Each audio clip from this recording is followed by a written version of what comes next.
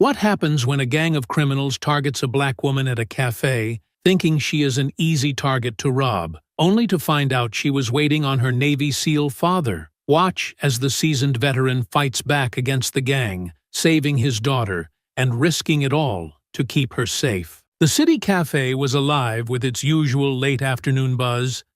Angela Parker sat outside, savoring the warmth of the sun on her skin. Her cappuccino sat untouched on the table, a perfect swirl of foam catching the light. She tapped away on her phone, scrolling through emails and half paying attention to the lively hum of the street. She didn't notice the three men right away. Their laughter blended into the background, a low, persistent noise cutting through the clinking of cups and occasional bursts of conversation. Only when their voices grew louder and closer did Angela glance up. Three men strolled down the sidewalk, their movements relaxed but deliberate. One of them, tall and wiry, led the way, his smirk as sharp as the way his eyes scanned the street. His companions, a blond man with a scar on his jaw and a stocky figure wearing a hoodie, followed slightly behind, chuckling at something he'd said. Angela's gaze flicked back to her phone. She wasn't worried. Not yet. The cafe was busy, the patio filled with people. Families, couples, groups of friends. She wasn't alone, she told herself. Still, her hands felt oddly tense as she scrolled. The sound of chairs scraping made her look up again. The three men had stopped, standing near her table. The tall one's grin widened as he glanced at her, then at the empty chairs around her. "Nice day, isn't it?" he said casually, his tone light, almost friendly. Angela nodded faintly, her lips pressed into a tight smile. She didn't respond, hoping they'd take the hint and move on. But they didn't. "Mind if we sit?" he asked, already pulling out a chair. Before Angela could reply, the blonde one laughed. "Man, don't ask her. She doesn't care." The words stung more than they should have. Angela's eyes darted to the cafe, searching for a waiter, someone who might notice what was happening. "Relax," the tall one said, leaning back in the chair he'd claimed. "We're just being friendly." "Right, guys?" Angela forced a polite smile. Her gut told her to stay calm, to avoid provoking them, even as unease curled tighter in her stomach. "We'll just hang out here for a bit," the blond man said, his voice dripping with mockery. "You don't mind, do you?" Angela's pulse quickened. She didn't answer. Angela's fingers tightened around her coffee cup as the leader, Greg, leaned back in his chair. The smirk plastered on his face was as unnerving as his gaze, which roamed across her belongings like he was appraising a prize. His two friends flanked him, their expressions equally smug, as if the entire cafe patio belonged to them. "You don't look like you belong around here," Greg said, his voice light, but laced with a mocking edge. "What brings you to this side of town?" Angela hesitated, unsure how to respond. She glanced toward the cafe door, hoping a waiter or someone inside might notice her discomfort. No one did. "I'm just here for coffee," she said finally, her voice low and steady. Greg's smirk widened. "Coffee, huh?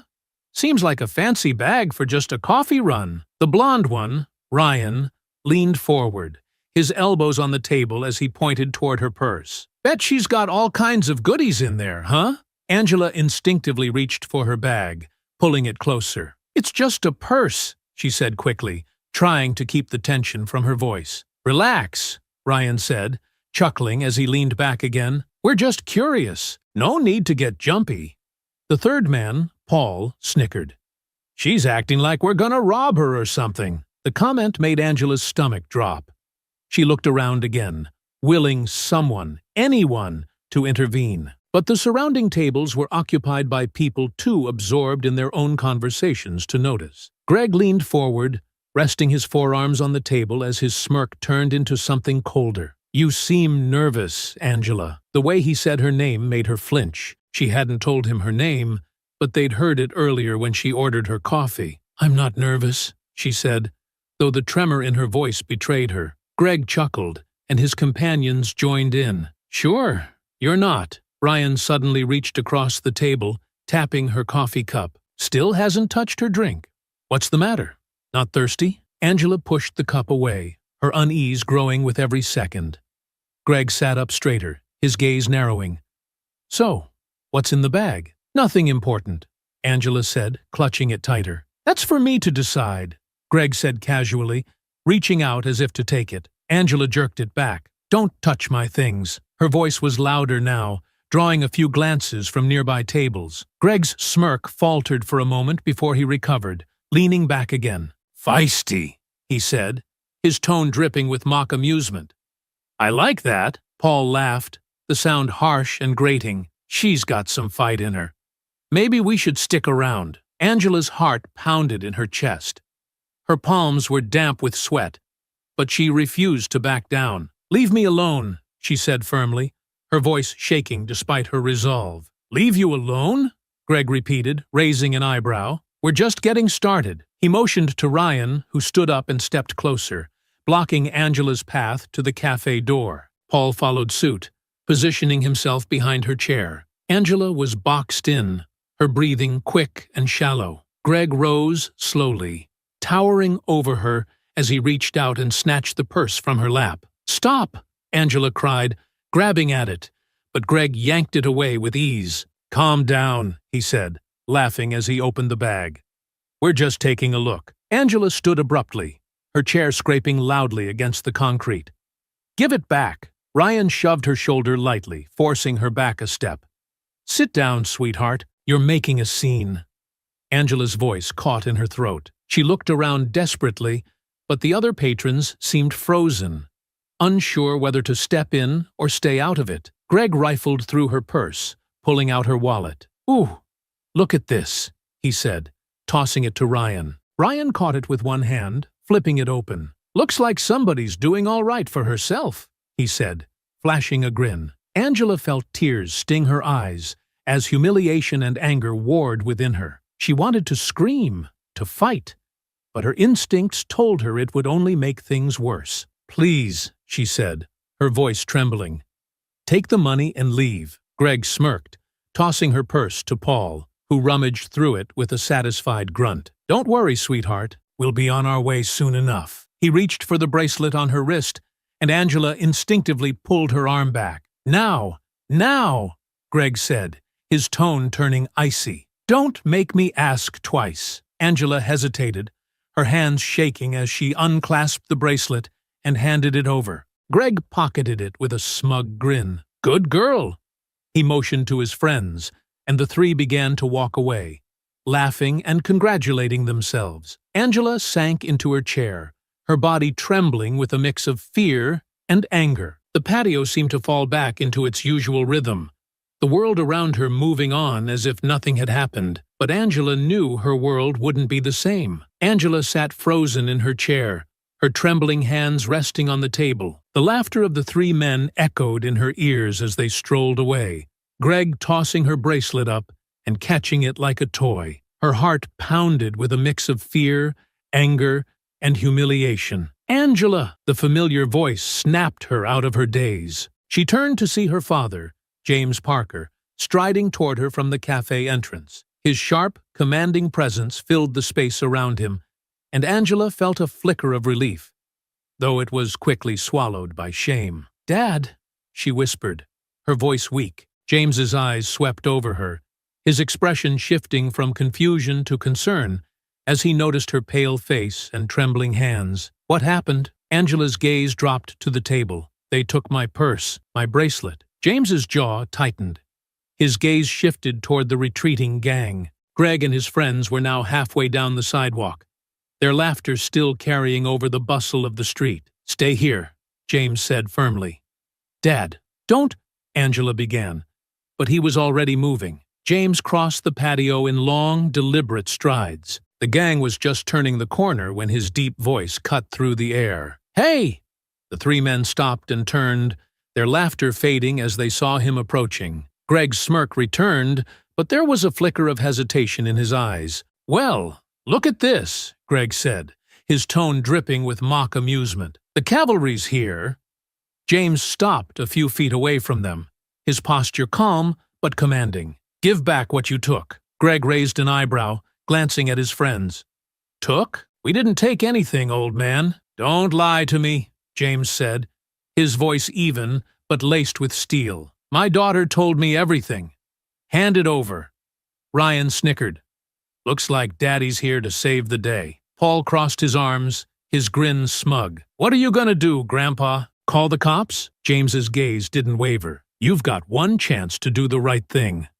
Give it back and walk away. Greg stepped forward, his smirk widening. Or what? James didn't move, but his presence seemed to loom larger. You don't want to find out. For a moment, there was silence, the tension thick in the air. A few people nearby had started to notice the confrontation, their murmurs adding to the charged atmosphere. Greg chuckled, shaking his head. You've got guts. I'll give you that. But see, the thing is, we don't take orders from anyone, especially not from some washed-up old man. He gestured to his friends. Let's go. As they turned to leave, James took a step forward, his voice cutting through the air like a blade. Cowards. The word hung in the air, freezing the men in their tracks. Greg turned back slowly, his smirk now replaced with a hard glare. What did you say? You heard me, James said calmly. You think you're tough? Picking on a woman sitting alone? Stealing from her? That's not tough. That's pathetic. Ryan's expression faltered, but Greg stepped closer, his hands clenched into fists. You've got a big mouth for someone who's outnumbered. James's eyes didn't leave Greg's. Outnumbered doesn't mean outmatched. Greg laughed, though it sounded forced. Big talk. You think you're some kind of hero? I think I'm a father, James replied, his voice steady. And I don't let people like you get away with hurting my family. Paul muttered something under his breath, but Greg held up a hand to silence him. His gaze was locked on James, his jaw tight. You've got guts, Greg said again, his tone colder now. But guts only get you so far. He reached into his pocket and pulled out Angela's bracelet, holding it up with a mocking grin. You want this so bad? Come and get it. James didn't move, his eyes narrowing.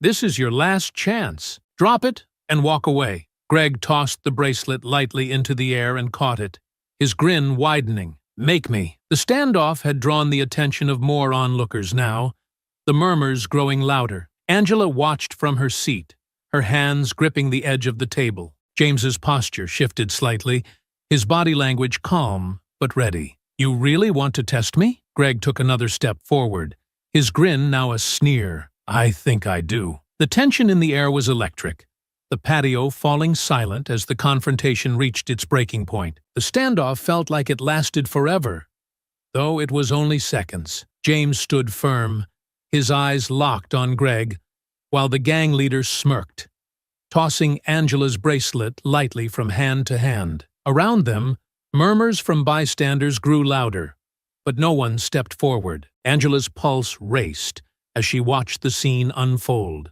Her father's calm, unyielding stance was a stark contrast to the tension crackling in the air. She knew what he was capable of, what years of Navy SEAL training had honed, but she also knew he didn't want to escalate this. She couldn't stay seated any longer. Forcing herself to move, Angela got up and hurried toward them, her voice trembling but determined. Dad, stop, she said, stepping between him and Greg. Her hands went to his chest, trying to physically push him back. It's not worth it. Let them go. James's gaze shifted to her, his expression softening slightly. Angela, they stole from you. They humiliated you. I know, she said, her voice cracking, but this isn't the way. Please. Her eyes pleaded with him, and for a moment, James hesitated. He let out a slow breath, his fists unclenching as he placed a hand on her shoulder. All right, he said quietly.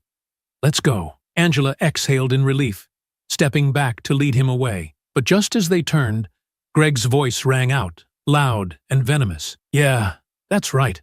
Walk away, he sneered. Just like the cowards you people always are. The words cut through the air like a blade. Angela froze, her blood running cold. James stopped mid-step, his shoulders stiffening as he let out a deep sigh. Greg chuckled, clearly enjoying himself. What? Too scared to stand up for your little girl? Figures. Angela's grip on her father's arm tightened. Dad, don't, she whispered, her voice trembling. But James was already turning around. His expression was calm, almost resigned, as though he had hoped it wouldn't come to this, but knew it always would. You just couldn't keep your mouth shut, could you? James said, his tone dangerously even. Greg spread his arms in mock innocence. What? Just telling it like it is? Ryan and Paul exchanged uneasy glances, their bravado faltering as James stepped forward. I gave you every chance to walk away, James said, his voice low and steady. Now, you'll regret not taking it. Greg's smirk faded, replaced by a flicker of uncertainty. Big talk, old man. Let's see if you can back it up. The fight broke out in an instant. James moved like a coiled spring, his speed and precision catching them off guard. His fist connected with Greg's jaw before the gang leader could react, sending him stumbling backward. Ryan lunged at James from the side, but James sidestepped effortlessly, grabbing Ryan's arm and twisting it behind his back. Ryan cried out in pain as James shoved him toward Paul, who barely managed to catch him. Greg recovered quickly, his expression now twisted with anger. He charged at James, swinging wildly, but James ducked under the blow and countered with a swift punch to the gut. Greg doubled over, gasping for air. "Stop him!" Greg barked, his voice hoarse. Paul hesitated, but then rushed forward, throwing a clumsy punch. James caught his wrist mid-swing, twisting it hard enough to make Paul yelp and drop to one knee. Angela watched, frozen in a mix of awe and fear. Her father was outnumbered, but he moved with an efficiency that made it clear he was in control. Greg, now furious, pulled something from his pocket, a small knife that gleamed in the afternoon sun. "Dad!" Angela screamed, her voice breaking. James's eyes flicked to the knife, his body tensing. Greg lunged at him, but James sidestepped again, grabbing Greg's wrist and slamming it against the edge of a nearby table. The knife clattered to the ground. Ryan scrambled back to his feet, his face twisted in anger. "You're dead, old man!" he shouted, charging at James again. James turned just in time, grabbing Ryan by the front of his shirt and shoving him into Paul, who had also risen. The two men stumbled, but quickly regained their footing, this time moving in unison. Greg, still clutching his side, barked at them. "Take him down!" The fight intensified as Ryan and Paul tried to corner James. Greg joined in, throwing a wild punch that barely missed. James ducked and delivered a punishing kick to Greg's knee, sending him sprawling to the ground. Angela's heart raced as she watched the chaos unfold. Despite their numbers, it was clear the gang wasn't prepared for someone like her father. Greg struggled to his feet again, glaring at James with pure hatred. "You're gonna pay for this," he spat, lunging at him once more. James sidestepped and delivered a precise blow to Greg's ribs, sending him crashing into a nearby table. Paul and Ryan hesitated, their confidence clearly shaken, but they rallied and pressed on. The onlookers gasped as the fight raged on, tables tipping over and chairs scattering. James remained in control, his movements sharp and calculated, but the gang refused to give up. The fight continued to escalate, the gang becoming more desperate with each failed attempt to take James down. The scene was chaos. Tables and chairs were overturned, and the clatter of metal and wood punctuated the escalating brawl. Onlookers edged back, too shocked or fearful to intervene. Angela stood frozen near the edge of the fray, her heart pounding as her father faced off against the three men. James moved with precision, his calm exterior belying the controlled fury in every strike. Greg, nursing his ribs after a punishing blow, gestured for Ryan and Paul to regroup. "Surround him!" Greg barked, his voice sharp with desperation. Ryan and Paul spread out, flanking James, who stood firm in the middle of the patio. His sharp eyes darted between the two men, reading their every move before they made it. Ryan lunged first, swinging a wild punch aimed at James's head. James ducked, pivoting smoothly and catching Ryan's arm. With a swift twist, he wrenched Ryan to the ground, the man crying out as his shoulder hit the pavement. Paul seized the opening and rushed in, throwing a heavy punch. James deflected it with his forearm, the impact reverberating through his arm but leaving him unshaken. He countered with a brutal elbow strike to Paul's jaw, sending him reeling backward into a toppled table. Greg watched, his confidence visibly wavering. "Get up, you idiots!" he shouted, frustration laced in his voice. Ryan struggled to his feet, clutching his arm, while Paul staggered upright, his movements slower now. Despite their clear disadvantage, they moved toward James again, their stubborn pride overriding any sense of self-preservation. Greg, meanwhile, circled to the side, clearly looking for an opening. Angela's eyes darted to him, her stomach sinking as she realized he was reaching for something. A broken chair leg lying amidst the chaos. "Dad! Behind you!" Angela shouted, her voice cutting through the noise. James turned just in time to see Greg swing the chair leg. He raised his arm to block it, the wood splintering against his forearm. The blow stung, but James remained unfazed, grabbing the makeshift weapon and yanking it from Greg's grip. With a swift motion, James snapped the chair leg over his knee, tossing the pieces aside. "You're done," he said, his tone cold and final. Greg backed up a step, his earlier bravado now replaced with uncertainty. "You think you're some kind of hero?" he spat. James didn't reply. His silence was more menacing than any words could have been. Paul and Ryan exchanged glances, their confidence crumbling as James took a step toward Greg. "You've got two choices," James said, his voice steady. "Leave now, or keep going and regret it." Greg sneered, trying to regain control. "We're not scared of you," but the tremor in his voice betrayed him. Ryan shifted uneasily. "Maybe we should just go, Greg," he muttered, wiping blood from the corner of his mouth. "Shut up!" Greg snapped, glaring at him. James took another step forward. "Make your choice," he said, his gaze locked on Greg. Greg's sneer faltered. He looked around, realizing the crowd had grown, all eyes fixed on the scene. His escape routes were narrowing, his options dwindling.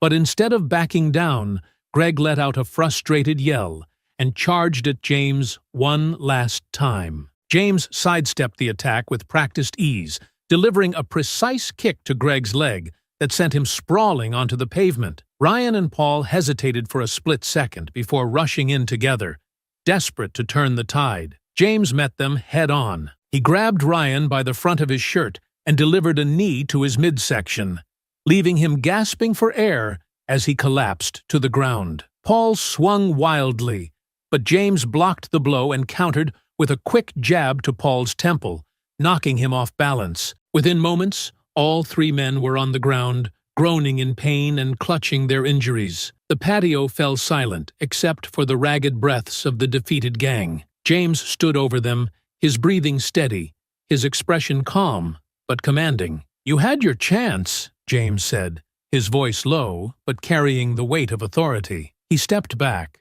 glancing toward Angela. "You okay?" Angela nodded, though her legs felt weak beneath her. "I'm fine," she said, her voice shaky.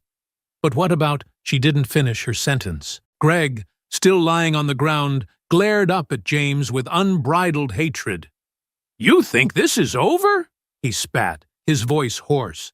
"You're gonna pay for this." James didn't flinch. "We'll see," he replied, his tone calm but resolute. The sound of approaching sirens broke through the tension, and several people in the crowd stepped back, murmuring among themselves. "Cops are coming," someone whispered. Greg's glare shifted to panic. Ryan and Paul exchanged nervous glances, clearly realizing the consequences of their actions were catching up to them. James turned to Angela. "Stay close to me," he said softly, placing a reassuring hand on her shoulder. As the sirens grew louder, the gang scrambled to their feet, their expressions a mix of defiance and fear. The distant wail of sirens grew louder, piercing through the tense silence that had settled over the cafe patio. Greg and his crew, still clutching their bruises and battered egos, scrambled to their feet, their earlier bravado replaced by desperation. "We need to get out of here," Ryan hissed, his eyes darting toward the growing crowd and the approaching sound of law enforcement. Paul nodded, wiping blood from his split lip. "Let's go, Greg. This isn't worth it." Greg, still glaring at James, hesitated. His pride burned hotter than the pain radiating from his ribs. "You think this is over?" he growled, his voice low and venomous. "I'll remember this." James didn't respond, his steady gaze locked on Greg. The silence spoke louder than any words, unnerving the gang leader even further. "Greg, come on," Ryan urged, tugging at his arm.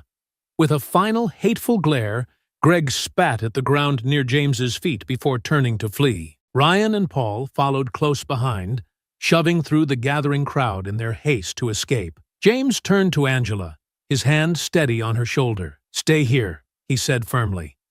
Her eyes widened in alarm. "Dad, don't—" "They're not getting away with this," James interrupted, his tone calm but resolute. Angela hesitated, her heart pounding. She knew there was no stopping him now. "Be careful," she whispered, her voice trembling. James gave her a reassuring nod before turning and jogging after the fleeing men. The chase moved quickly through the city streets, the gang pushing past pedestrians and weaving through traffic in a desperate attempt to disappear. Greg led the way, his movements frantic but determined, his mind racing for an escape plan. "They're not gonna catch us," Greg panted, glancing back over his shoulder.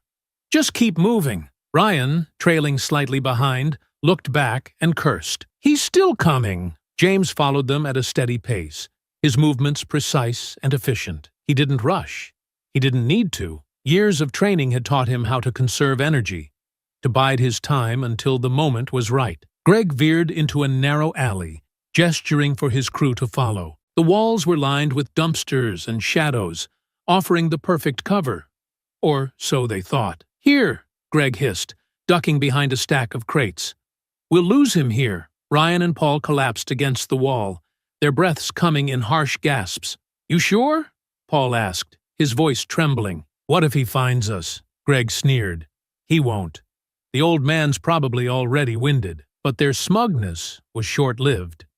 James appeared at the mouth of the alley, his silhouette cutting a stark figure against the fading sunlight. He walked forward slowly, his gaze steady and unrelenting. "You picked the wrong alley," James said, his voice echoing off the brick walls. Ryan and Paul exchanged panicked glances, their earlier confidence crumbling. Greg stepped forward, trying to mask his fear with bravado. "You think you're some kind of tough guy?"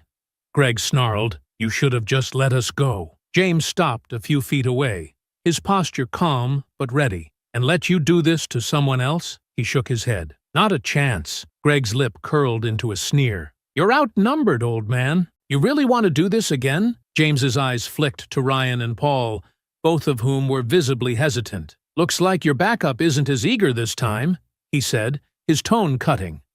"Shut up!"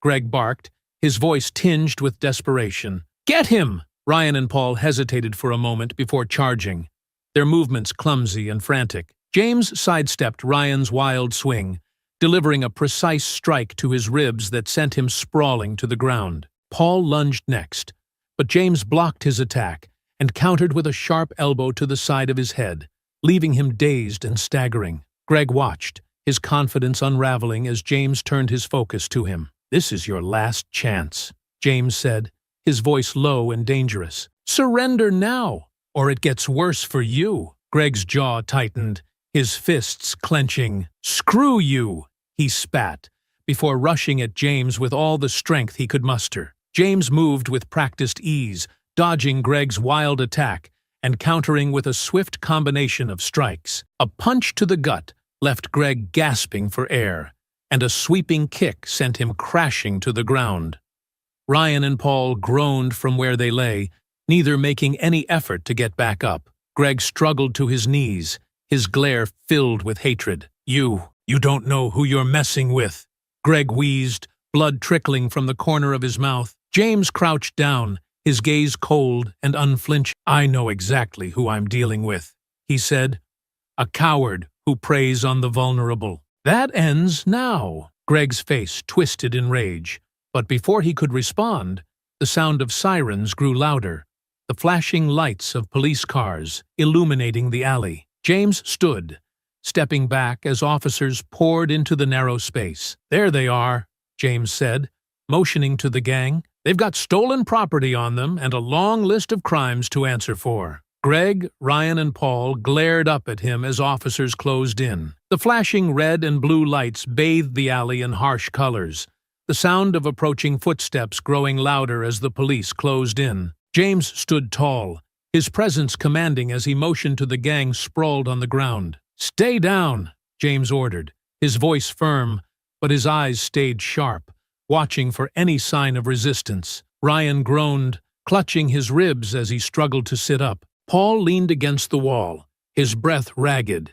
but his wide eyes flicked between James and the encroaching officers. Greg, however, had no intention of staying down.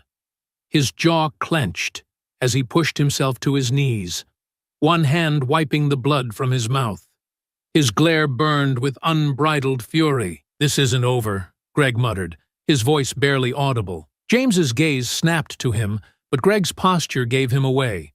A slight shift of weight, the subtle coil of muscles preparing to spring. "Don't even think about it," James warned, his voice cold and steady. But Greg thought about it. With a sudden burst of energy, he lunged forward, shoving past James with all his weight. The force caught James slightly off guard, and Greg seized the opportunity to dart toward the alley's other exit. "Stop him!" James barked, turning to pursue. Ryan and Paul, emboldened by Greg's escape, scrambled to their feet. Paul shoved a nearby dumpster toward James, forcing him to sidestep.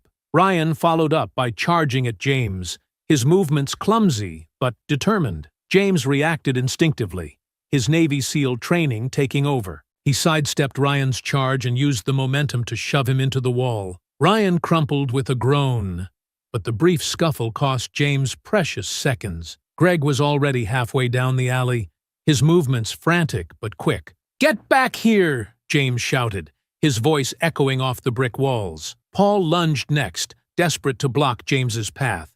James met him with a precise strike to the chest, sending him sprawling to the ground, coughing and gasping for air. By the time James cleared the obstacles, Greg had disappeared around the corner. The police officers finally reached the scene, their voices loud and authoritative as they ordered Ryan and Paul to stay down. One officer looked to James. "Are you all right, sir?" James nodded, his breathing steady but his jaw tight with frustration. "I'm fine, but their leader got away." The officer glanced toward the alley's exit. "We'll set up a perimeter.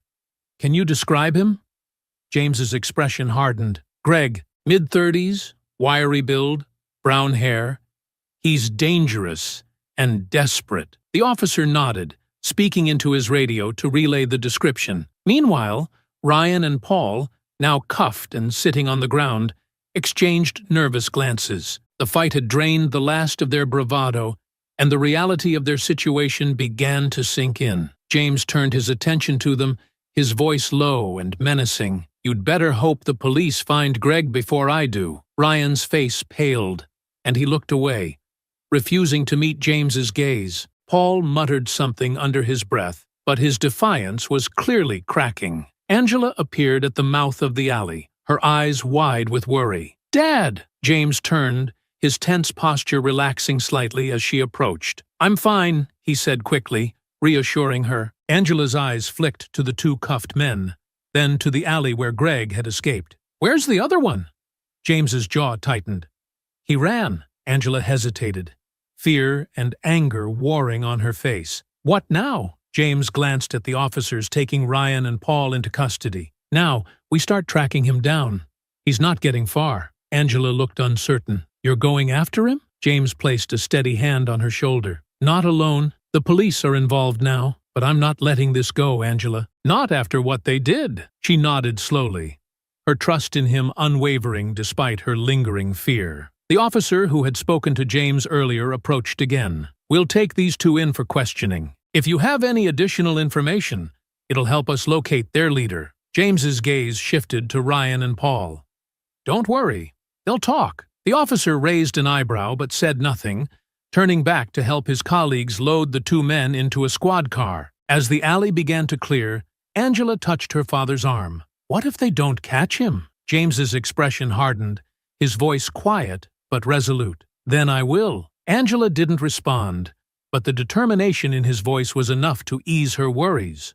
For now, Greg might have escaped, but James knew one thing for certain: the hunt wasn't over. Hours later, the police station hummed with quiet urgency. James and Angela stood in a small observation room, separated from the interrogation chamber by a pane of reinforced glass. Inside, Ryan and Paul sat slouched in metal chairs, cuffed to the table, their faces bruised and sullen. An officer stood nearby, arms crossed, watching the two men with a sharp, critical eye. Angela stared through the glass, her hands clenched into fists. "What if they don't talk?" she asked, her voice tight with anger and frustration. "They will," James said evenly, his focus never leaving the men in the other room. "They're cowards, and when cowards realize they're alone, they start talking." A detective stepped into the observation room, his notepad in hand, and an air of weariness about him. He nodded at James. "We've started questioning them. They're not saying much yet. Tough guy act. You know how it is." James folded his arms, his expression steely. "Let me in there," the detective frowned. "Sir, I get it. You've got personal stakes here, but this isn't a movie. We've got procedures. Let us handle this." James's voice dropped, firm and unyielding. "Your procedures won't work on them. They need to see the man who put them down, and they need to know I'm not bluffing. I'll get what you need." The detective hesitated, clearly weighing the request. He glanced at Angela, then back to James. "You push too hard, and we lose what little cooperation we have." "I won't push them too hard," James said, though his tone left no room for argument. "I'll get them to talk. You'll get your leads." After a long pause, the detective sighed and gestured toward the door. "Fine, but keep it clean. I'm watching." James nodded and turned toward the interrogation room. The door opened with a faint creak, and James stepped inside. His presence immediately shifted the atmosphere. Ryan's head snapped up, his jaw tightening when he recognized him. Paul, already nervous, visibly shrank in his chair. "You!" Ryan muttered, his voice dripping with resentment. James closed the door behind him, taking his time as he approached the table. He didn't sit.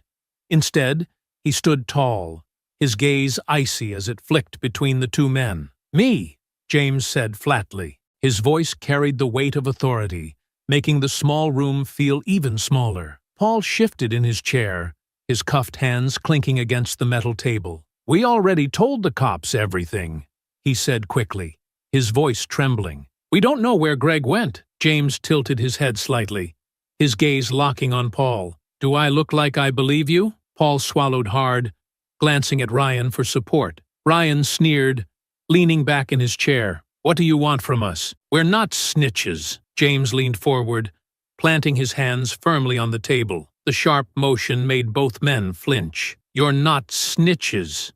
No, you're cowards. Cowards who ran when things got tough and left your leader to fend for himself. How do you think Greg feels about that?" Ryan's face darkened. "Shut up.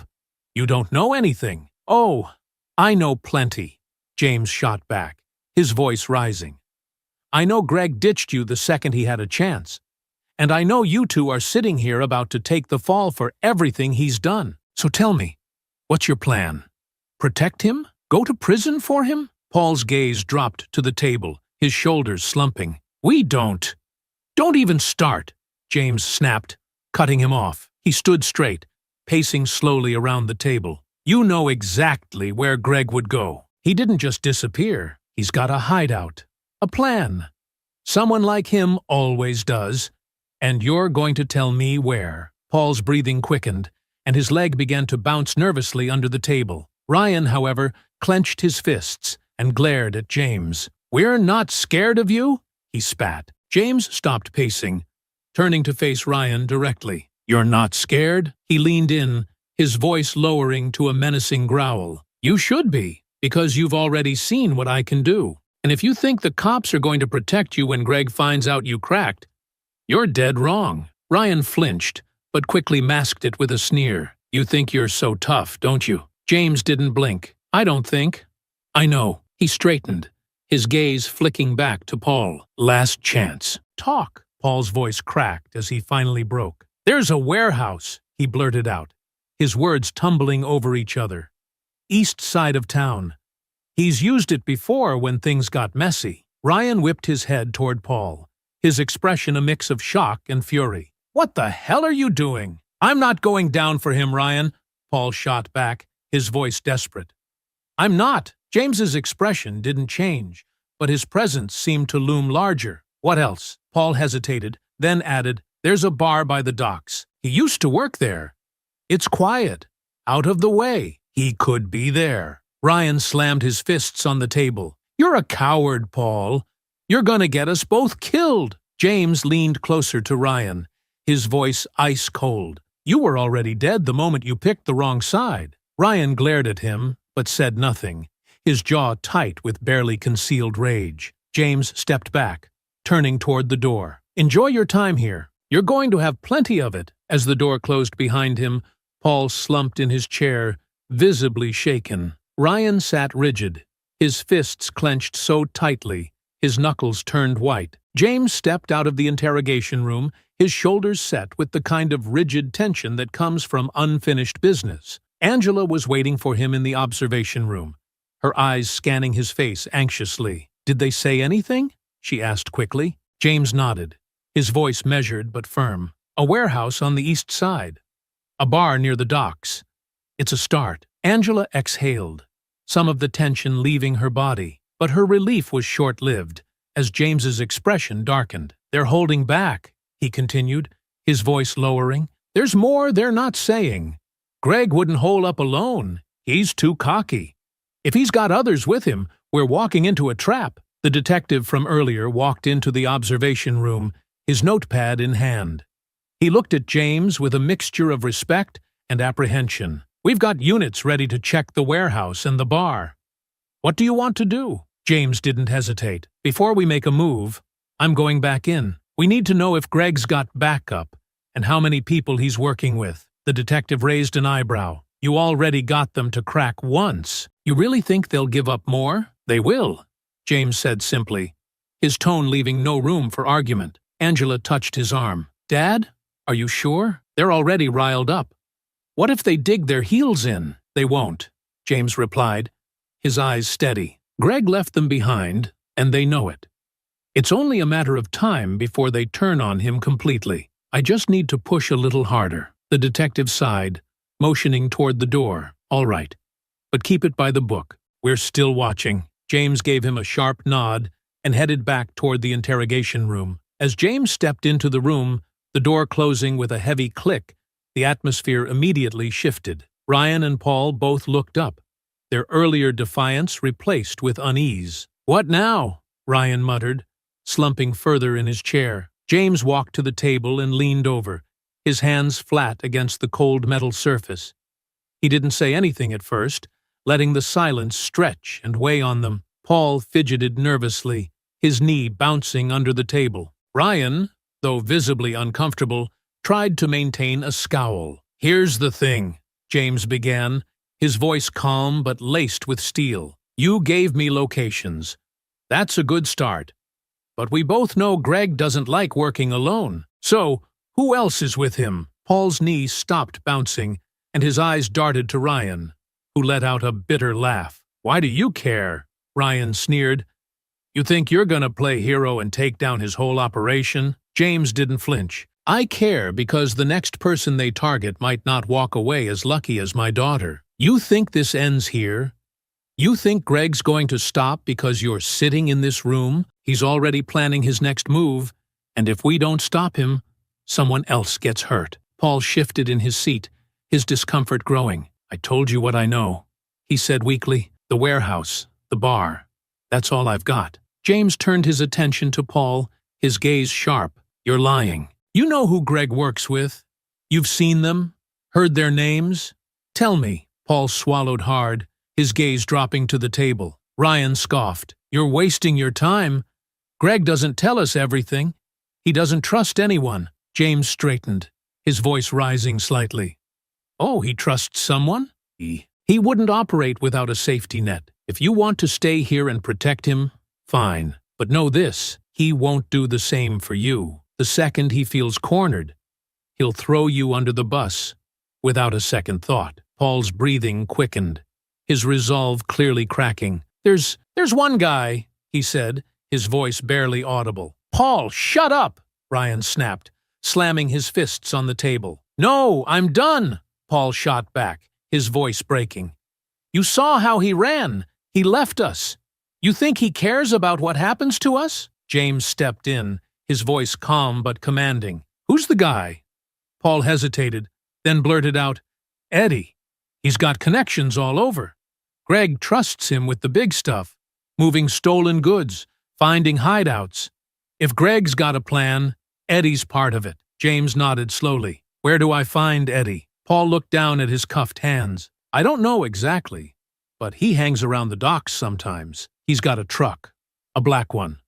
Always keeps moving, never stays in one spot for long. James turned to Ryan, who was glaring daggers at Paul. Anything to add? Ryan said nothing. His jaw clenched so tightly it looked like it might snap. Thought so, James said, stepping back. You can sit here and stew all you want. Greg's already left you behind, and now you'll be the ones paying for everything he's done. Paul sagged in his chair, while Ryan sat stiffly, his glare boring into the table. As James left the room, the door shutting behind him, Angela looked up expectantly. What did they say? Greg's got a guy named Eddie, James said grimly.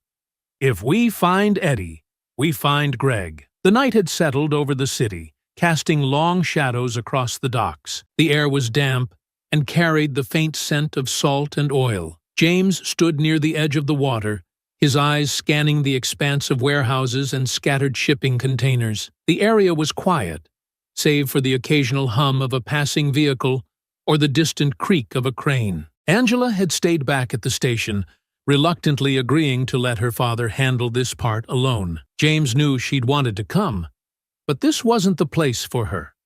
This was about precision and experience, qualities he'd spent years perfecting. He turned his attention back to the task at hand. Paul's tip about Eddie was all he had to go on, but it was enough. A black truck, always moving, lurking near the docks. James knew that anyone as connected as Eddie wouldn't be hard to find once you started asking the right questions. James approached a small cluster of men standing near a stack of crates, their cigarettes glowing faintly in the dark. They looked up as he neared, their expressions guarded. Hey, James said, his voice steady but firm. I'm looking for Eddie. Black truck. You seen him around? The tallest of the group stepped forward, his gaze narrowing. Who's asking? James didn't miss a beat. Someone who needs to find him. The man chuckled, shaking his head. You're in the wrong place, old man. Move along. James's eyes hardened. I wasn't asking for permission. Is Eddie here or not? The man's smirk faltered slightly, but he recovered quickly, glancing at his companions. Look, I don't know who you think you are, but before he could finish, James stepped closer, his presence looming. Let me make this simple for you. Either you tell me where he is, or I'll find him myself. But if I do it my way, you're not going to like how it ends. The man hesitated, glancing nervously at his friends. Finally, he sighed, gesturing toward a dimly lit area near a row of shipping containers. Saw him over there about an hour ago. Don't know if he's still around, though. James nodded once, his expression unreadable. Thanks. The area near the shipping containers was quieter, the only sound the faint rustle of the wind and the occasional clatter of metal. James moved carefully, his eyes sweeping the area for any sign of movement. Then he saw it. A black truck parked near the end of the row, its engine idling faintly. James approached slowly, his footsteps silent against the gravel. As he neared, he caught sight of a figure leaning against the side of the truck, smoking a cigarette. The man was tall and wiry, his face partially obscured by the shadows. Eddie! James called out, his voice cutting through the stillness. The man froze, his head snapping up. Who the hell are you? He demanded, his hand instinctively reaching for something in his jacket. James stopped a few feet away, his posture calm but ready. I'm here about Greg. Eddie's eyes narrowed, and he let out a bitter laugh. Greg? What did he do now? You already know, James said flatly. He's in trouble. And so are you if you don't start talking. Where is he? Eddie sneered, tossing his cigarette to the ground. You think I'm just gonna tell you? Get lost. James took a step closer, his voice dropping to a dangerous tone. Greg doesn't care about you. The second things go south, he'll leave you behind just like he did Ryan and Paul. Do you really want to go down for him? Eddie hesitated, his bravado faltering for just a moment. James pressed on. I already have 2 of his guys in custody. They're talking. They gave me your name, so don't waste my time. Eddie cursed under his breath, his eyes darting around as if searching for an escape. Finally he sighed, leaning back against the truck. He's got a spot, Eddie admitted reluctantly. An old warehouse, deeper in the docks. It's not on any map. Just an abandoned place he uses when he needs to lay low. James's gaze didn't waver. How many people does he have with him? 2? Maybe 3, Eddie said, his voice bitter. Hired muscle. But Greg doesn't trust anyone too much. They're just there to keep him safe. James nodded slowly. Where exactly is it? Eddie rattled off an address, his tone resentful. Good choice, James said, his voice cold. Stay out of this, Eddie. You don't want what's coming for Greg. Eddie glared at him but didn't respond. Back at the station, James relayed the information to the detective, who immediately began organizing a team to raid the warehouse. Angela listened intently, her expression a mix of relief and anxiety. You found him? She asked. We've got a location, James confirmed. But this isn't over yet. The detective clapped James on the shoulder. You did good work. We'll hit the warehouse tonight. James nodded, his jaw tight. I'm going with you. Dad, Angela began, but he cut her off with a sharp look. This ends tonight, James said firmly. The team gathered outside the abandoned warehouse in the dead of night, the air thick with tension. The structure loomed ahead, its rusted walls and shattered windows bathed in faint moonlight. It looked like it had been forgotten by the world. But James knew better. This was where Greg was holed up, likely waiting for the chaos to blow over. A detective stood next to James, gesturing toward the tactical team assembled nearby. We're going in silent. We'll breach from 2 sides, sweep the place, and secure the area. James nodded, his eyes fixed on the building. What's the plan if Greg resists? The detective adjusted his vest. We'll handle it. You're here as an observer, remember? James didn't respond, but his clenched jaw made it clear he had no intention of standing idly by if things went south. Angela had stayed back at the station, reluctantly agreeing to let her father handle this part alone. James knew she'd wanted to come, but this wasn't the place for her. This was about precision and experience, qualities he'd spent years perfecting. As the team moved into position, James stayed close to the lead officer, his sharp gaze scanning every shadow and crevice. The building's silence was unsettling, broken only by the faint creaks of its rusted frame. The first breach came swiftly and without warning. A battering ram smashed through the front door, and officers poured inside, their flashlights slicing through the darkness. "Clear the left!" one officer barked, his voice low but urgent. James followed closely, his movements precise and deliberate. His eyes flicked over the dilapidated interior. Piles of debris, overturned crates, and broken machinery cluttered the space. The team moved methodically, room by room. James stayed at the rear, his instincts on high alert. They reached a narrow hallway, where the sound of shuffling feet echoed faintly from the other end. "Hold," the lead officer whispered, raising a fist. The team froze, their weapons trained forward. The faint noise grew louder. Then suddenly, 2 men burst into view, armed with pipes and shouting obscenities. "Contact!" the lead officer barked. The first man swung wildly, his pipe crashing into the wall as an officer dodged. The second charged directly at James, his weapon raised. James stepped aside, grabbing the man's wrist and twisting sharply. The pipe clattered to the ground, and with a swift strike to the side, James sent him sprawling. The first attacker lunged at the nearest officer, who countered with a well-placed baton strike. He dropped to his knees, clutching his ribs, as the team moved in to restrain him. James turned his attention back to the man on the ground, grabbing him by the collar. "Where's Greg?" he demanded, his voice low and cold. The man glared at him, blood dripping from a split lip. "Go to hell." James tightened his grip, his voice dropping even lower. "Wrong answer. Try again." "Upstairs?" the man finally spat, his defiance cracking under James's unyielding stare. "He's on the top floor. That's all I know." James released him, motioning for the officers to secure both men. "Let's move," James said, his voice steady but urgent. They advanced further into the warehouse, the air growing heavier with each step. The sound of shuffling grew louder again. More men waiting to ambush them. Around the next corner, 3 more figures emerged, their weapons raised. One of them, a burly man with a shaved head, charged forward, swinging a heavy chain. James ducked the swing, grabbing the man's arm and using his momentum to slam him into a nearby wall. The chain fell to the ground, and James delivered a quick strike to the man's chest, knocking the wind out of him. The other 2 attackers hesitated, clearly unnerved by the efficiency of James's movements. One of them tried to flee, but an officer tackled him to the ground. The last man stood his ground, brandishing a knife. "You're making a mistake," James said, his voice calm but sharp. "Drop it," the man sneered, lunging forward. James sidestepped, grabbing the man's wrist and twisting it until the knife fell. A quick kick to the back of the knee sent the man to the ground, where officers moved in to secure him. James straightened, his breathing steady. "How many more?" he asked the nearest officer. "Unknown," the officer replied, his voice tight. James glanced up toward the top floor, where faint light seeped through the cracks in the walls. He could feel the tension building.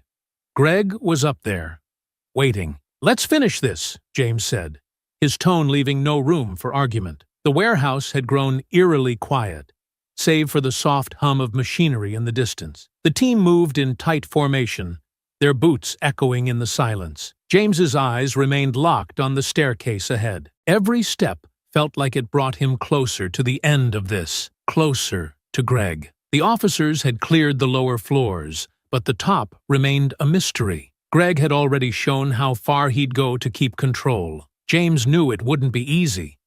It never was, with men like him. As they reached the base of the staircase, James held up a hand to signal the team to stop. His instincts were sharp, and he could feel the pressure building, the silence before the storm. He gestured to the officers to spread out, forming a tight perimeter around the narrow stairs.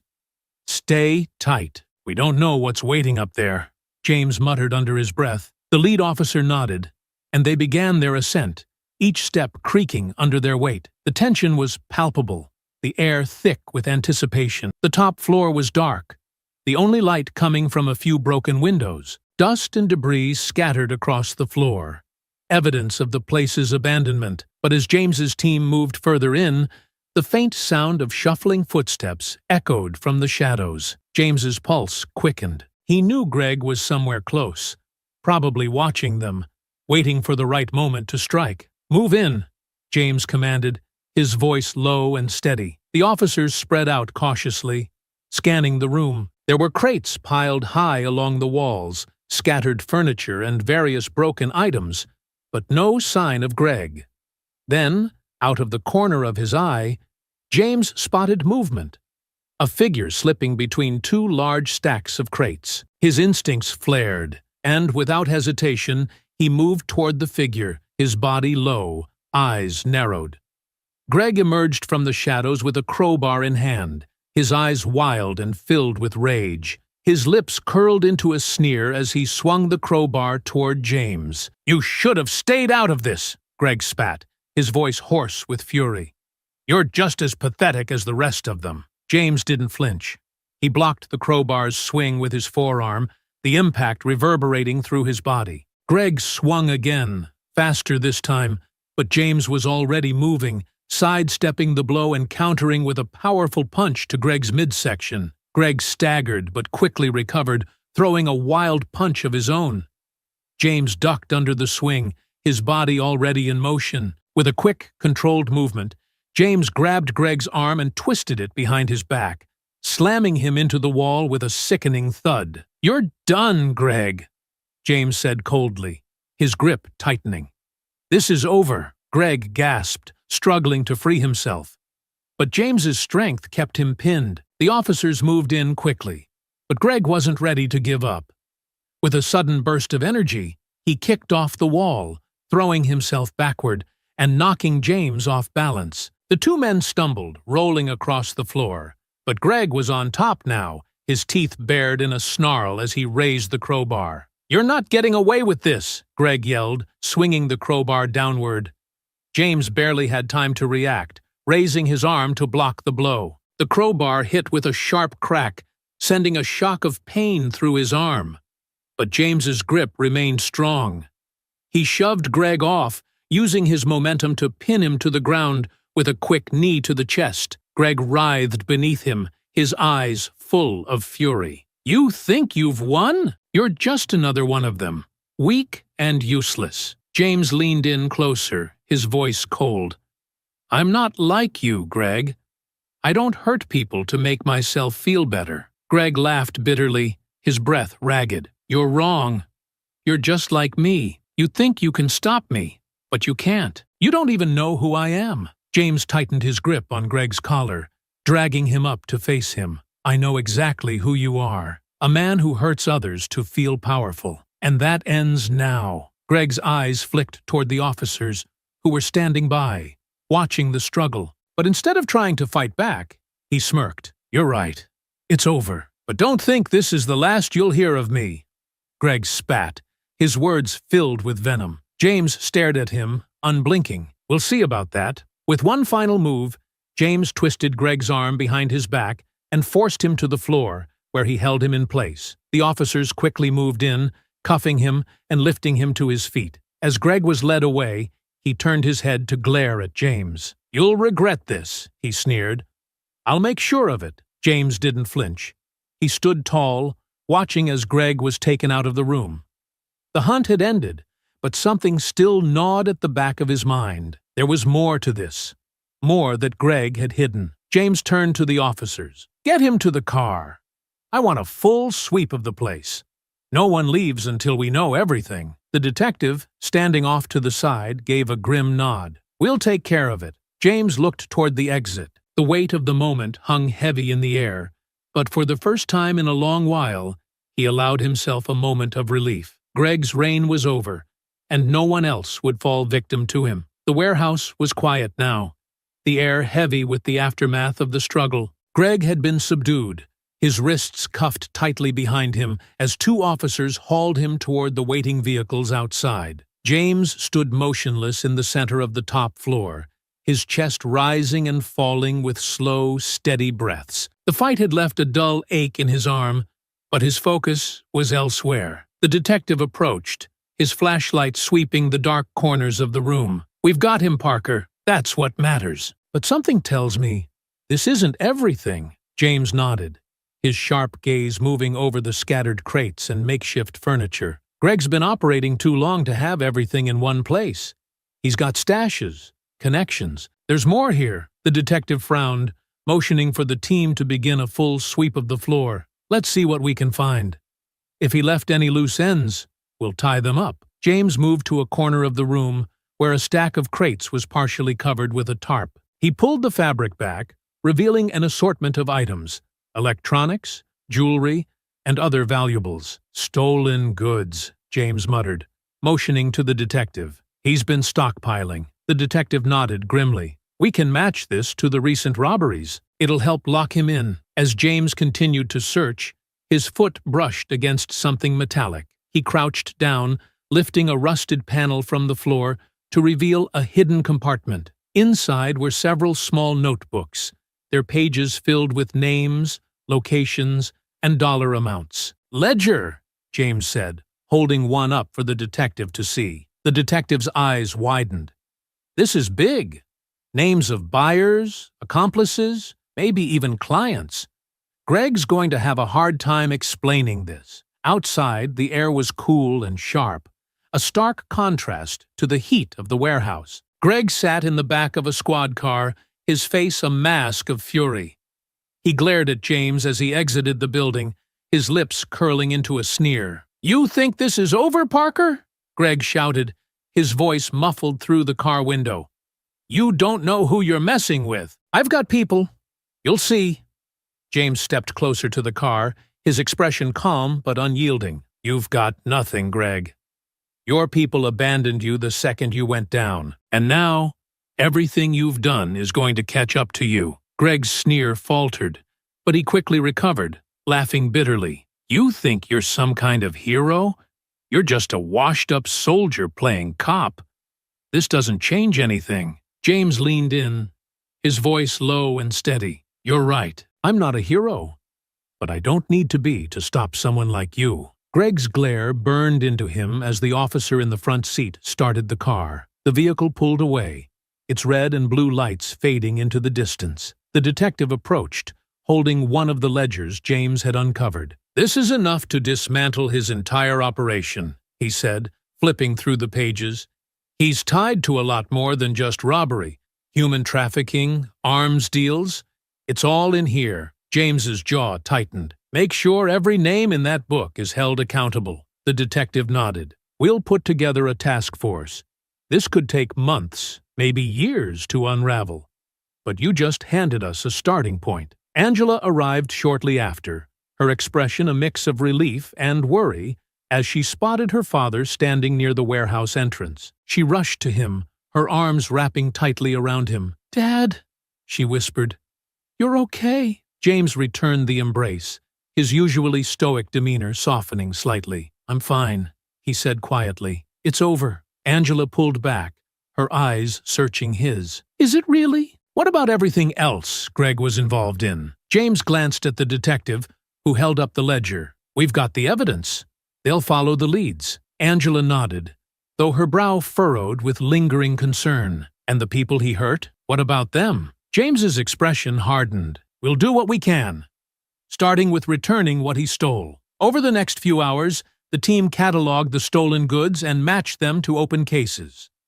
One by one, victims were contacted, their stolen possessions recovered and prepared for return. Each phone call felt like a small victory, a step toward undoing the damage Greg had caused. As dawn broke, James stood outside the warehouse, watching the sun rise over the city. Angela joined him, holding 2 steaming cups of coffee. She handed one to him, and he took it with a nod of thanks. As the city began to stir, James allowed himself a moment of peace. Greg's reign of terror was over, and though the work was far from finished, it was a victory worth savoring. The next few days were a whirlwind of activity. At the station, Greg's ledgers became the centerpiece of a rapidly growing case. Officers and detectives worked tirelessly, cross-referencing the names and transactions with unsolved crimes and known associates. Each discovery painted a more damning picture of Greg's criminal empire. James sat in a conference room with the lead detective, a map of the city spread across the table in front of them. Pins marked locations tied to Greg's activities. Warehouses, stash houses, and meeting points scattered across town. This is bigger than we thought, the detective said, shaking his head. He wasn't just running robberies. The ledgers tie him to trafficking rings, illegal weapons deals, and even money laundering. This guy had his fingers in everything. James leaned forward, his gaze sharp. What about his men? Ryan? Paul? Eddie? What are they saying? The detective smirked grimly. Ryan and Paul folded almost immediately. They're scared out of their minds and throwing Greg under the bus to save themselves. Eddie's tougher, but even he's starting to crack. They're all trying to make deals, but the DA isn't in a forgiving mood. James's jaw tightened. Don't let them walk away from this.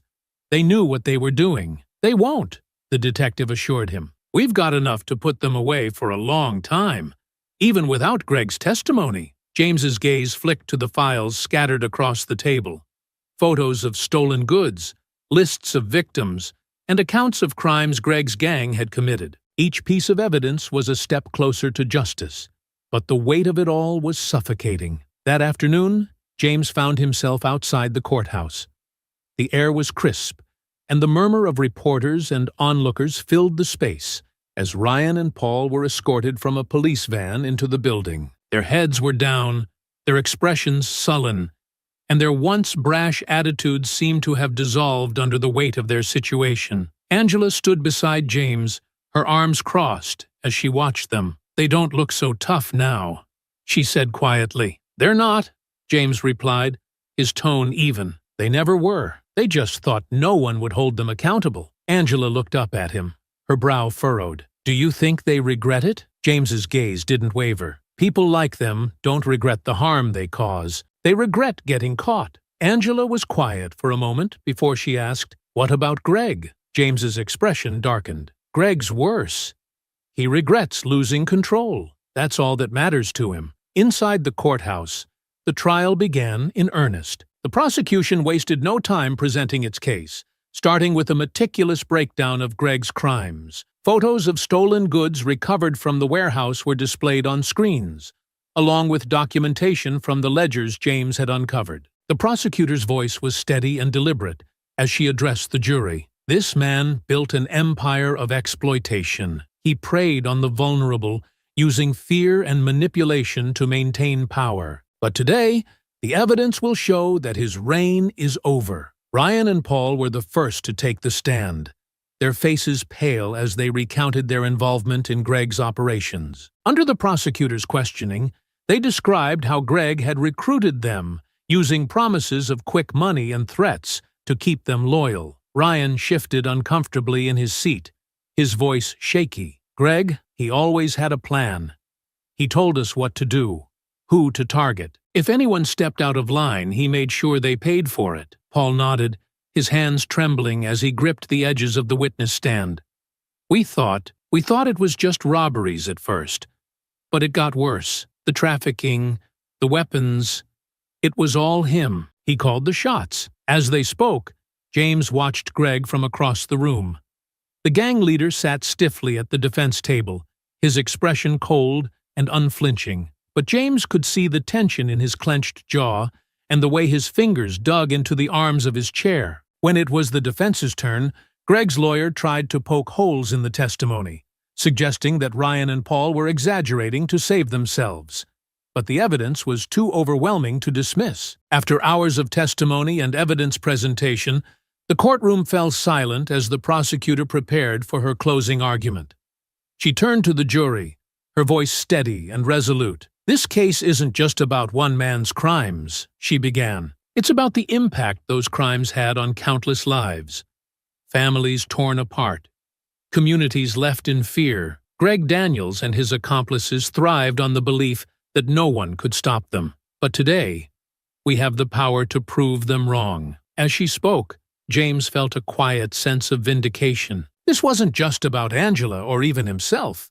It was about all the people Greg had hurt, all the lives he had disrupted. The judge adjourned the trial for the day, announcing that sentencing would follow after deliberation. James stood as the courtroom began to empty, his gaze lingering on Greg as officers escorted him out. "He looks like he's losing it," Angela said, watching Greg's stiff posture as he was led away. "He's lost everything that mattered to him," James replied. "Control, power, that's all he cared about." Angela nodded, her expression thoughtful. "Do you think he knows it's over?" James's lips pressed into a thin line. "He knows." The courtroom was packed again the next morning, the air heavy with anticipation. Everyone knew this was the moment they had been waiting for. The sentencing. The jury had deliberated late into the night, and now they were ready to deliver their decision. James sat near the back of the room with Angela, his presence calm but alert. He had seen many things in his life, but this was something he wasn't used to. Justice playing out in a controlled, deliberate way. Greg sat at the defense table, his eyes fixed straight ahead, his posture stiff. Gone was the smirk he had worn throughout much of the trial. His lawyer leaned over, whispering something, but Greg didn't respond. The bailiff's voice rang out. "All rise." The judge entered, her robes sweeping behind her as she took her seat. She scanned the room, her expression stern. "You may be seated." As everyone settled, the judge began. "This court has reviewed the evidence and heard the testimony presented over the last several days. The crimes committed by the defendant, Greg Daniels, and his accomplices have left a significant mark on this community. It is the duty of this court to ensure that justice is served." The prosecutor stood, her voice steady and firm. "Your Honor, the state requests the maximum sentence for Greg Daniels, given the scope and severity of his crimes. His leadership role in organized theft, human trafficking, and weapons smuggling, coupled with his lack of remorse, warrants no leniency." She gestured toward the victims in the gallery. "These individuals deserve closure. and the defendant deserves the full weight of the law. The judge nodded, then turned to the defense attorney. Does the defense have anything to say before sentencing? Greg's lawyer stood, his tone measured. Your Honor, while we acknowledge the jury's verdict, we ask the court to consider my client's difficult upbringing and the systemic failures that led him down this path. A life sentence without the possibility of parole would be excessive. James felt Angela stiffen beside him. He placed a steady hand on her arm, but his jaw clenched as he listened. Greg Daniels had every opportunity to stop what he was doing. James muttered under his breath. He didn't, because he didn't care about anyone but himself. Angela nodded but said nothing, her gaze fixed on Greg. The judge's gavel struck once, silencing the murmurs that had begun to ripple through the gallery. She leaned forward, her voice firm. This court does not deny the existence of systemic issues. However, it is clear that the defendant, Greg Daniels, actively chose to exploit others for his gain, showing no regard for the lives he ruined. This is not a case of a single bad decision or momentary lapse in judgment. This is a pattern of deliberate, calculated harm. The judge's eyes shifted to Greg. You had chances to walk away, Mr. Daniels. Instead, you built an operation designed to hurt others while enriching yourself. And now, you must face the consequences. She took a deep breath, her next words ringing through the courtroom. Greg Daniels, this court sentences you to life in prison, with no possibility of parole for 30 years. A collective murmur rippled through the room, some gasping in relief, others nodding solemnly. Ryan and Paul were sentenced next. Their cooperation with the prosecution had earned them reduced sentences, but the judge made it clear they wouldn't escape justice. Ryan Thomas and Paul Harris, the judge said, her tone severe, your willingness to assist law enforcement is noted. However, this does not excuse your involvement in these crimes. You each played a significant role in carrying out the defendant's plans. She looked at them sharply. This court sentences you both to 15 years in prison, with eligibility for parole after 7. Consider this your chance to reflect on the lives you've impacted. James watched as the two men were led out, their heads low. He felt no sympathy for them. They had made their choices, just like Greg. Later, as the crowd began to disperse, Angela turned to James. It's done, she said softly. For now, James replied, his tone measured. Angela frowned. What do you mean? James gestured toward the files still being packed up by the prosecution team. There are still names in those ledgers. People Greg worked with. People who profited from his crimes. This was just the first step. Angela nodded slowly, her expression thoughtful. And what about the victims? The people who lost everything because of him? We'll do what we can to help, James said.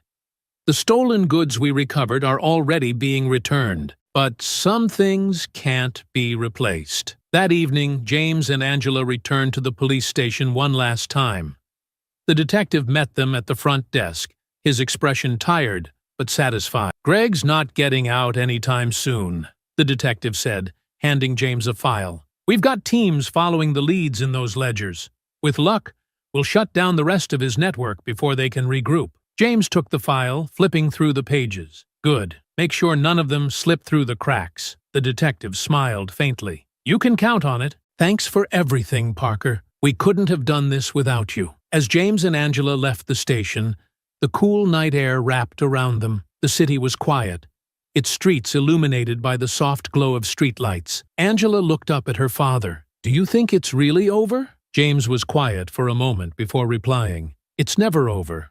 Not completely. But for now, we've done what we can, and that's enough. Angela smiled faintly, her hand slipping into his. Together, they walked into the night, ready to face whatever came next. The house was quiet, the kind of calm that felt heavy after days of tension. Angela sat on the couch, a mug of tea cupped in her hands. The living room was dimly lit, the soft glow of a lamp casting long shadows on the walls. James stood by the window, his silhouette outlined against the faint glow of the streetlights outside. Neither of them spoke for a long time. The weight of everything that had happened lingered in the air, unspoken but palpable. Finally, Angela broke the silence. "It feels strange, doesn't it?" she said softly, her voice barely above a whisper. "Knowing it's all over.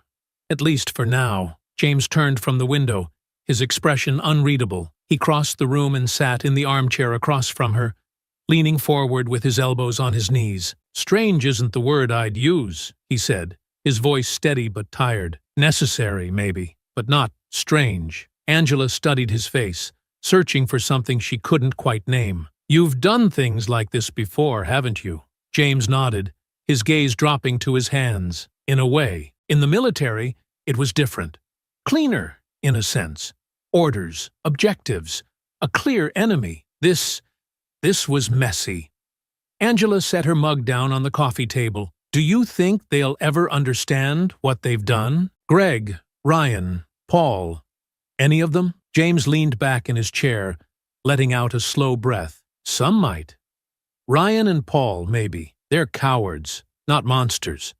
They followed Greg because it was easier than standing on their own. But Greg," he shook his head, "Greg doesn't have the capacity for self-reflection. To him, this was just a game he lost. He'll sit in that cell and think about how he can get back at the world, not about the damage he caused." Angela frowned, picking at the edge of her sleeve. "It's so unfair. He gets to live his life, even in prison, while everyone he hurt has to pick up the pieces." James met her eyes, his expression softening. "It is unfair, but that's why we do what we can to make it right. Returning the stolen goods, dismantling his network, it doesn't fix everything, but it's a start." Angela shifted on the couch, tucking her legs under her. "Do you think about the victims? The ones we never met? The ones who didn't even know they were on his radar?" "Every day," James admitted. "People like Greg thrive because they think no one will stop them. That's why it matters so much to stand in their way." Angela looked down, her voice quiet. "You make it sound so simple, like all we have to do is stand up and it'll make a difference." James leaned forward, his tone firm but gentle. "It's not simple, and it's not easy. But it's necessary. You can't change the world overnight, Angela, but you can change it for someone. That's enough." She gave him a small smile, her eyes glistening. "You sound like a superhero, you know." James chuckled softly, shaking his head. "Hardly. Just someone who refuses to look the other way." For a while, they sat in companionable silence, the weight of their conversation settling into something quieter. Angela broke the stillness again. "What happens now?" James rubbed his hands together, the motion slow and deliberate. "Now, we wait. The police have the ledgers. They'll track down the rest of Greg's network. And we help where we can. That's all we can do." "And you?" Angela asked, her gaze steady. "What are you going to do?" James's lips quirked into a faint smile. "I'm going to sit here, finish this tea you made me, and try to remember what it feels like to breathe without carrying the weight of the world." Angela laughed softly, the sound easing the tension in the room. "That sounds like a good plan." James's expression grew more serious. "And you? How are you holding up?" Angela hesitated, then nodded. "I'm okay, I think. It's just a lot. Knowing how close I came to—" She stopped, her voice catching. James reached over, resting a hand on her arm. "You're safe now. That's what matters." "I know," Angela said, her voice steadier now. "But it doesn't feel like enough, you know? I want to do more. I want to make sure this doesn't happen to anyone else." James nodded, his eyes meeting hers. "Then you will. You've already got the most important thing you need. The will to make a difference. Everything else will follow." The clock on the wall ticked softly, the sound blending with the quiet hum of the refrigerator in the kitchen. The world outside seemed peaceful, distant, as if the chaos of the past week had been nothing but a bad dream. Angela picked up her mug again, cradling it in her hands. "Do you think they'll really shut down the rest of his network?" "They will," James said firmly. "It'll take time, but the police know what they're doing. Greg's empire is crumbling, and there's no one left to hold it together." Angela nodded, her expression thoughtful. "Good." James smiled faintly, leaning back in his chair. "Good." As the night deepened, they sat together, their conversation fading into a comfortable quiet. The fight was over, for now, but both knew there would always be more to do. And that was okay. They would face it together.